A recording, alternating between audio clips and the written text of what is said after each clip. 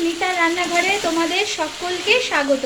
আজকে আরেকটা delicious recipe নিয়ে চলে এসেছি, সেটা হচ্ছে চিকেন কারি।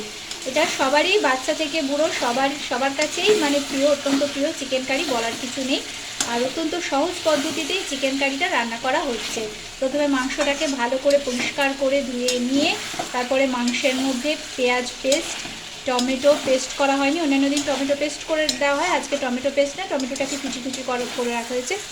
এর মধ্যে পেঁয়াজ পেস্ট, পেঁয়াজ বাটা, আদা বাটা, রসুন বাটা, হলুদ গুঁড়ো, জিরের গুঁড়ো, লঙ্কার গুঁড়ো, কালারের জন্য কাশ্মীরি লঙ্কার গুঁড়ো আর গুঁড়ো গরম মশলা দিয়ে, আদা বাটা, টক দই দিয়ে ভালো করে মাংসটাকে মাখা হয়েছে।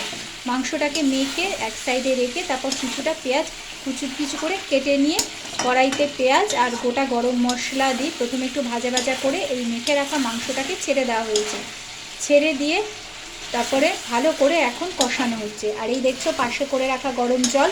মশলা যখন কষানো হয়ে যাবে তখন একদম, যখন দেখবে মশলা একদম পুরো গায়ে গায়ে লেগে যাচ্ছে, তখন গরম জলটা দিয়ে দেবে। গরম জলটা দিয়ে যে যেরকম গ্রেভি খাওয়া পছন্দ করো কারিতে, সেই অনুযায়ী জল দেবে। জল দিয়ে সিদ্ধ করতে দেবে।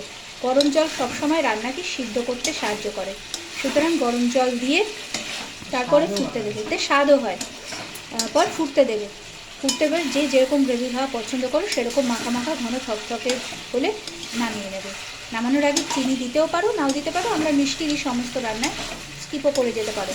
ঘন মাখা মাখা হলে গরম গরম ভাত, রুটি, লুচি, পরোটার সাথে পরিবেশন করো।